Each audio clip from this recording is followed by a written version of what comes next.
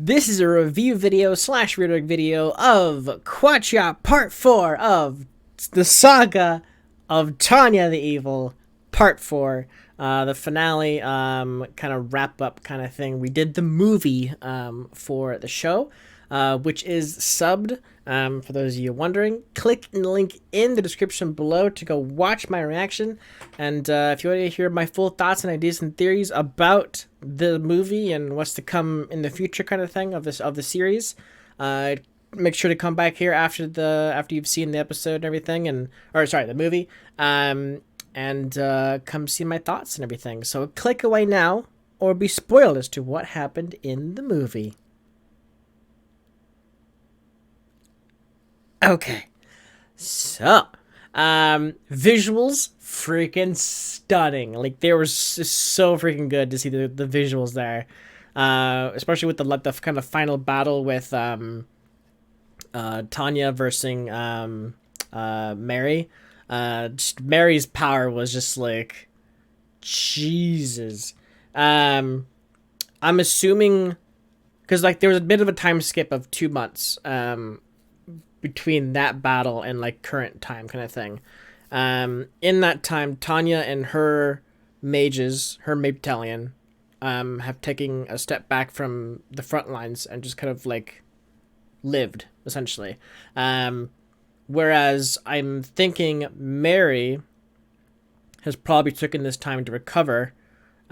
Maybe has gotten back into the front lines kind of stuff, but we haven't heard much of the front lines since the 2 months kind of thing. There was no like, oh yeah, that this happened and whatever. Like there was none of that. So the situation's unknown. Like what's going down in the world essentially, but for what we know is Tanya took 2 months to come up with the Grandmaster plan to how to win the war. And the generals and commanders and like whoever else is in charge of the military, essentially, they've deemed her the leader of that organization, or that plan. Sorry, of the plan that she made up. So now she's going to be heading up that plan, as if it was like what she really wants. It's very funny. It's like, oh, she's a born warrior. She's like the best thing we've ever seen in the history of our military and everything. She's born for it. She has to be the front lines at all times. It's what she wants. And like in reality, she just wants nothing but a desk job. She just wants a desk job.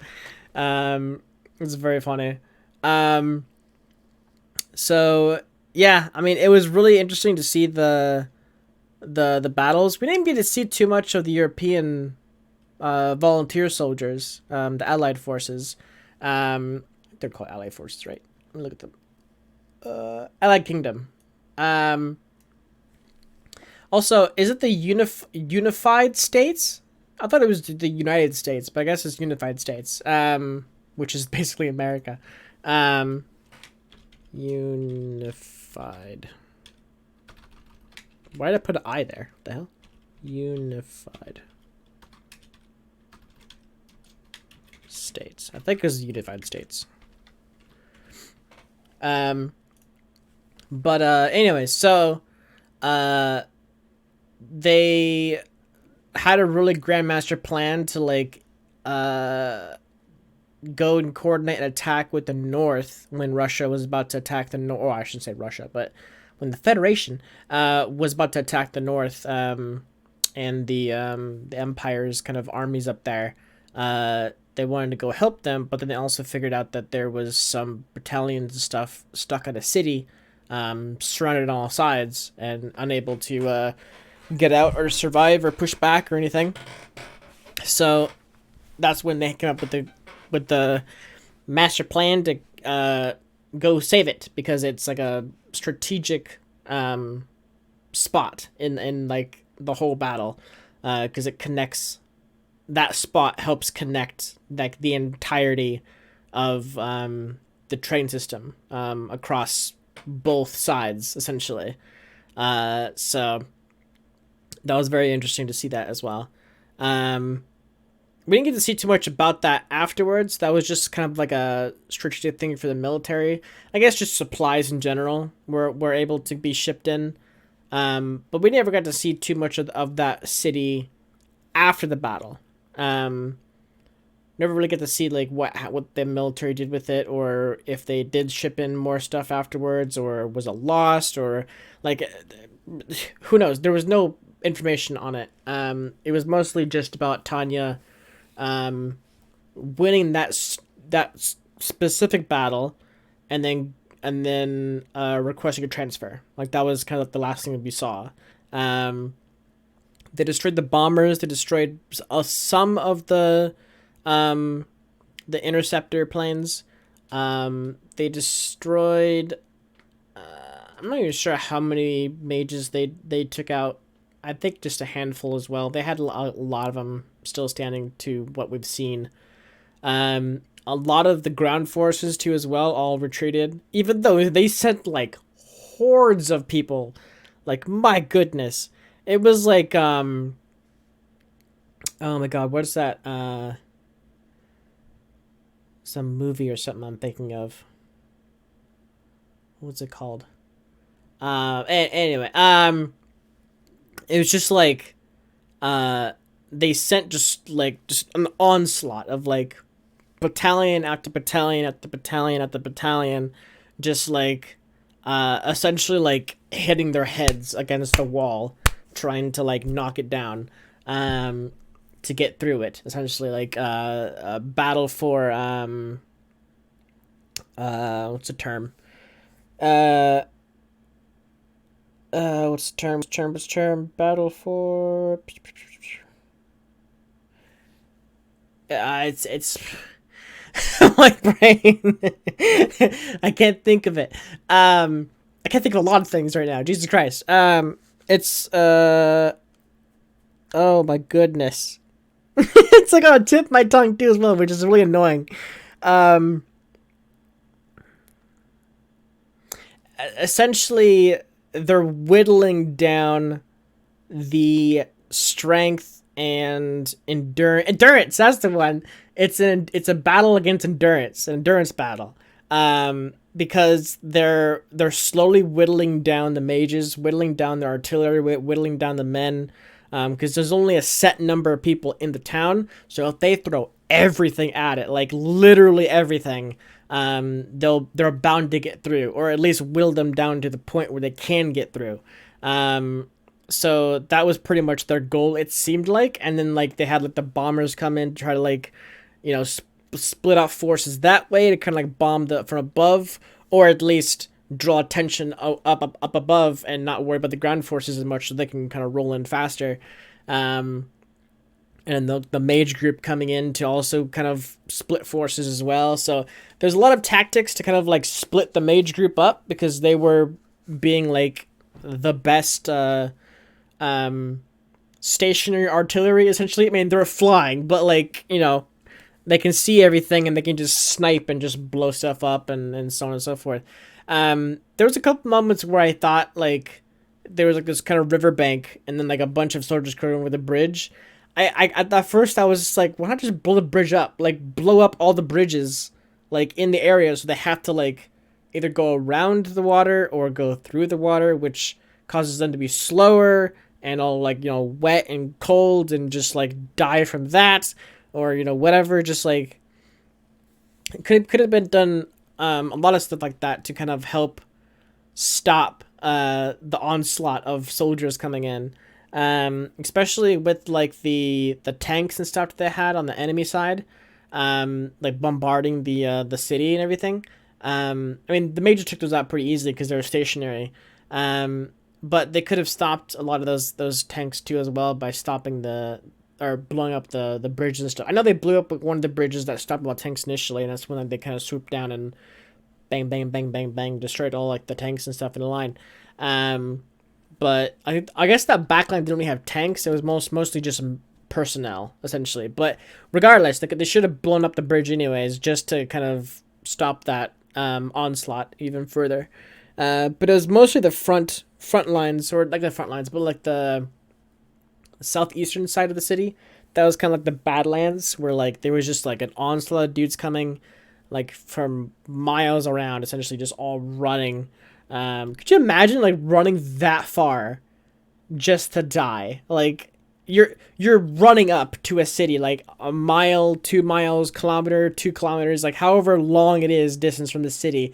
Like literally on the horizon, you can see the city. You can see bombs going off and stuff like going off in distance, and you just have to run there for that long to then get to the front lines and maybe shoot a couple times to then get blown up. Like that's just ridiculous. I mean that's war entirely, but um I feel like nowadays war is or would be different.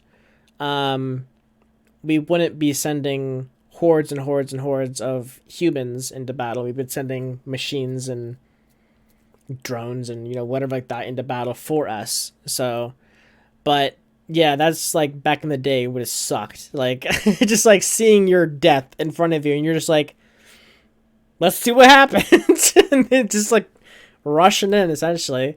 Like my god. Also there's a whole thing too with Russia like putting all of their mages in a camp.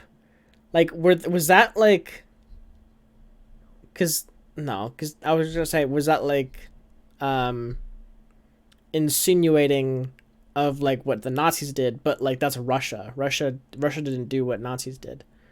Um so I'm not sure what exactly that was. I guess does Russia have like a big philosophy or history with like witches in the past? So I know like the states and the European nation and everything, they've had myths and legends about witches in the past. Um, like burned at the stake, the whole witch hunt trials and the Salem trials and the Salem witch hunt trials and whatever that. We've all had like myths and history and all that kind of stuff that involving around witches. So I'm wondering if like some of those things that they've said about like Russia and everything, like putting the mages in a camp and everything, might have been like a Russian story kind of thing, or if Russia themselves just had like a big thing about witches, and this is just kind of showing them of their past history with like witches and mages and stuff. Like they just don't trust them at all, kind of thing. Regardless of what the whole the world thinks about them and utilizes them, kind of thing. They themselves won't use them because of some specific reason in the past. But I don't know. I don't know the history of the world entirely, and when it comes to like Russia and the European nations, and so some with the European nation, but specifically Germany and Russia, I don't know their history too much, other than like a couple documentaries and stuff like that of the past, but they were all kind of focused more so on like military and not so much the culture of the continents and such, the actual people essentially. Sadly, I should look more into that essentially, but yeah, kind of stuff I'm thinking about at least with those two nations, because I know camps like that's like I said before, that's mostly just like the Nazi things. When they put oh my god, why am I forgetting my brain today? Why? What a time to forget a name. Jesus Christ. The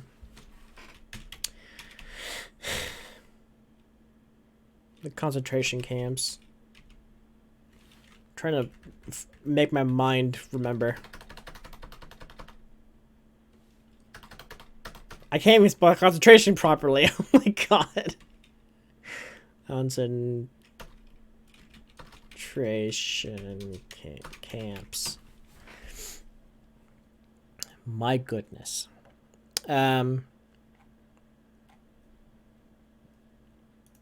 I'm still drawing a my brain is fried. I have no idea why. I literally woke up. Actually, I guess I did wake up a couple hours earlier than expected, so I didn't get a full night's sleep.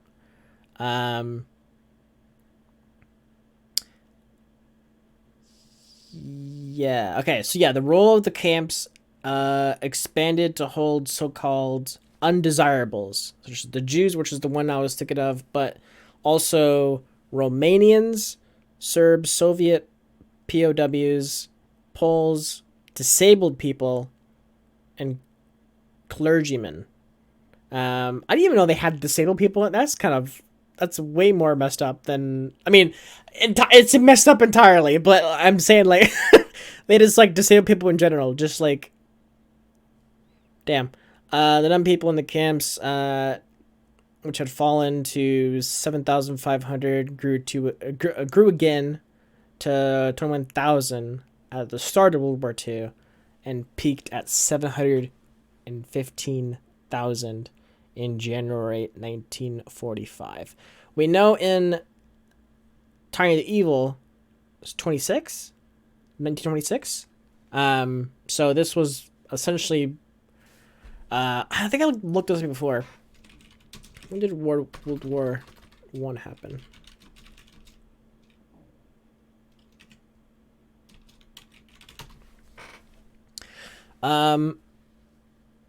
Okay, so World War One happened between July 28th, 1914 and November 11th, 1918.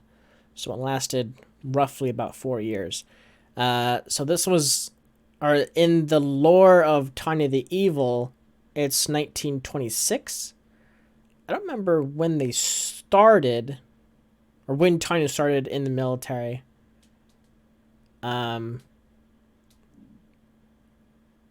But yeah, so because like the whole lore of Tiny the Evil is like they've never heard of like a world war before, so that means World War hasn't happened, World War One. And much like a couple other kind of theories and stuff like that I was looking at previously in the previous parts and such, they had tanks and stuff way in advance of like what they've had in World War One. So essentially, in the timeline of Tiny the Evil, it seems like they skipped the World War One part, and they're just kind of pushing it back to a certain another timeline, bit of history. Because I know it's a different timeline entirely because they have mages. that's the major thing right there. But it's definitely interesting how they're kind of stitching time together differently in the show.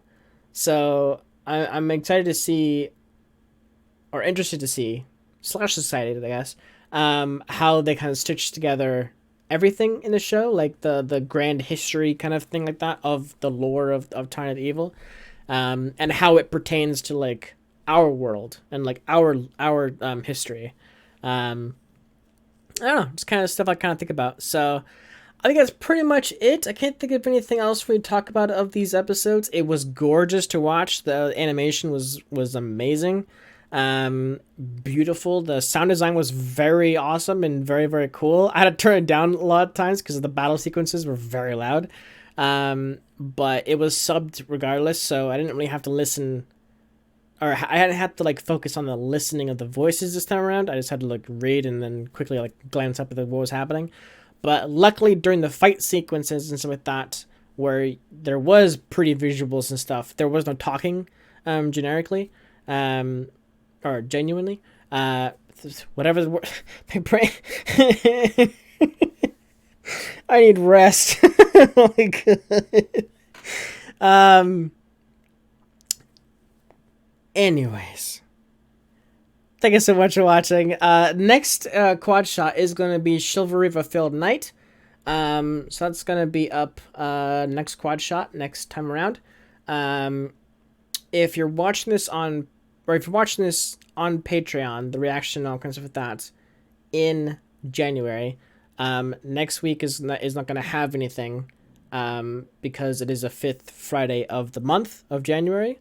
Right now, on the 5th of January the 5th Friday of January on YouTube, is the bonus episode, bonus quad shot, whatever, for Eden of the East. So that day is not gonna have really much of anything for Patreon, sadly. Unless I think of something at the top of my head in that time.